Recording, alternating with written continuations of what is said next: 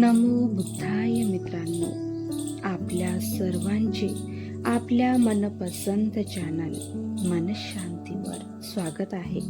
आपण मिलिंद प्रश्न ह्या ग्रंथाचे वाचन करीत आहोत. चला तर सुरू करूया आजच्या वाचनाला.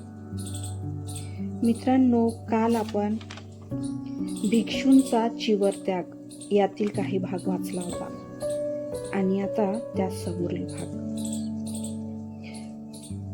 अन्नसत्राची उपमा. महाराज, कोणी एक भुकेला मनुष्य एका धर्मार्थ चाललेल्या अन्नसत्रात जाऊन तेथे काही न खाता पिता तसाच उपवाशी परत आला तर लोक कोणाला दोषी ठरवतील? त्या मनुष्याला की त्या धर्मार्थ चालविण्यात येणाऱ्या अन्नसत्राला? म्हणते त्या उपवासाने व्याकुळ असलेल्या माणसालाच दोष देऊन म्हणतील की हा भुकेने व्याकुळ असून देखील ते पुण्यार्थ देण्यात येणारे भोजन न घेताच परत आला. तो स्वतःच काही खात नसेल तर अन्न काय आपोआप त्याच्या तोंडात जाऊन पडेल? महाराज, त्याचप्रमाणे भगवान बुद्धांनी आपल्या सद्धर्म रूपी ताटात अत्यंत श्रेष्ठ, सुग्रास, उत्तम, शांतीदायक आणि अमृताप्रमाणेच मधुर कायागक्ता स्मृती रूपी भोजन वाढून ठेवले आहे. जे कोणी चतुर, सुजान आहे ते आपल्या क्लेश आणि तृष्णांच्या भुकेने व्याकुळलेल्या स्थितीतून सुटण्यासाठी हे भोजन खाऊन कामभव, रूपभव आणि अरूपभवाची आपली भूक, आपली तृष्णा भागवून घेतील. परंतु जर कोणी ते भोजन न खाताच व्याकुळलेल्या अवस्थेत परत आले आणि गृहस्थ झाले तर लोक त्यांनाच दोष देतील.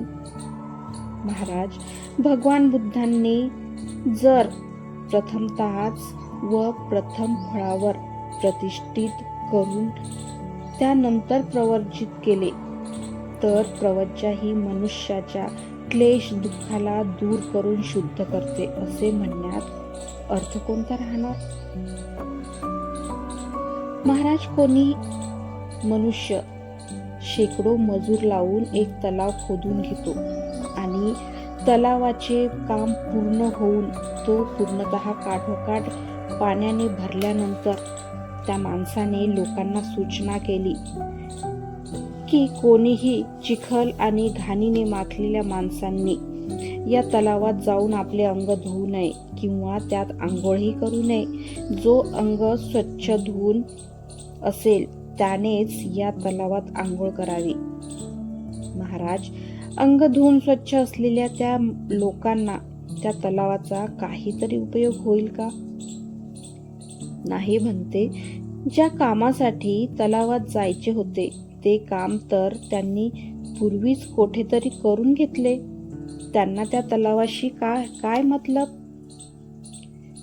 महाराज, त्याचप्रमाणे जर भगवान बुद्धाने गृहस्थांना आधीच प्रथम फळावर प्रतिष्ठित करून त्यानंतर प्रवज्जित केले तर त्याला अर्थच उरत नाही. कारण की त्यांनी आपले कार्य आधीच साध्य करून घेतले असेल तेव्हा त्या प्रवज्जेची गरजच काय? महाराज, पूर्वीच्या ऋषी प्रज्ञित सर्वच आयुर्वेदिक शास्त्राचा अभ्यास केलेल्या, सूत्र आणि मंत्रांच्या पदाचे विश्लेषण करणारा, आपल्या धंद्यातील सर्व संकोच नष्ट झालेला, रोग निदानात पारंगत आणि ज्यांचा इलाज कधी खाली जाऊ शकत नाही असा कोणी वैद्य आहे. त्यांनी सर्वच प्रकारच्या आजाराचे अचूक औषध आणले असून तो लोकांना सांगू लागला की माझ्याकडे कोणत्याही आजारी माणसांनी येऊ नये तर ते कोणी निरोगी आणि चांगल्या प्रकृतीच्या माणसांनीच यावे. महाराज, आता सांगा की त्या निरोगी, उत्तम प्रकृती असलेल्या आणि चांगल्या धडधाकट माणसांना त्या वैद्याकडे जाण्याची काही आवश्यकता आहे का? मुळीच नाही. म्हणते महाराज, तसेच भगवान बुद्धांचेही समजावे. एखाद्या माणसाने विविध प्रकारच्या भोजनांनी वाढलेली शेकडो ताटे सजवून ठेवली आणि लोकांना सूचना देऊ लागला की या अन्नसत्रात कोणी भुकेल्या माणसाने भोजन करावयास येऊ नये. जो पोटभर जेवण करून तृप्त झाला असेल त्यानेच येथे भोजनास यावे. महाराज, आता तुम्हीच सांगा, जो पोटभर जेवण करून तृप्त झाला आहे त्याच्याकरिता या भोजनाचे काय प्रयोजन सिद्ध होईल? तसेच भगवान बुद्धांच्या संबंधी समजले पाहिजे. तरी पण जे लोक चिवर सोडून पुन्हा गृहस्थ जीवनात परत येतात त्यांना सुद्धा बुद्ध धर्मातील प्रवर्जितातील 5 अमूल्य गुण दिसून येतात. ते 5 गुण असे: 1. ही प्रवज्जा भूमी किती महान आहे हे त्यांना दिसून येते. 2. प्रवज्जा किती शुद्ध आणि निर्मळ आहे हे त्यांना दिसून येते. 3. मलिन मनाच्या दुर्गुणी माणसांना प्रवर्जिताचे जीवन जगणे शक्य नाही हे त्यांना दिसून येते. 4. प्रवज्जेचे महात्मे समजून घेणे हे सर्वसाधारण लोकांच्या आटोक्याबाहेरचे काम आहे असे त्यांना दिसून येते. आणि 5. प्रवर्जितांना किती संयम पाळावा लागतो हे त्यांना दिसून येते. प्रवज्जा भूमी किती महान आहे हे त्यांना कसे दिसून येते?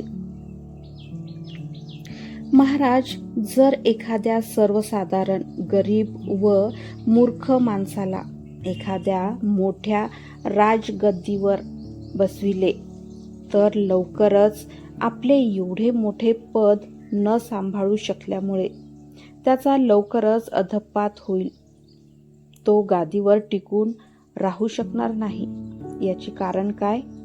तर ते पदच एखाद्या योग्यतेपेक्षा महान आहे, त्याच्या योग्यतेपेक्षा महान आहे.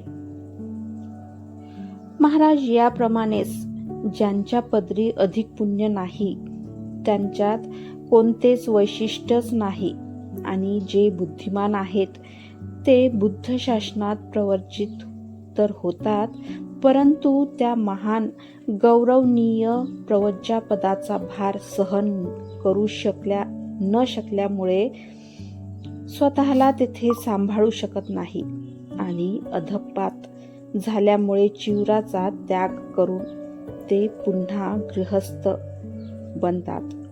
ते का? तर प्रवज्जा भूमीच त्यांच्या पात्रतेपेक्षा किती पटीने महान असते. याप्रमाणे ते प्रवज्जा भूमीच्या महान पदास पाहून घेतात.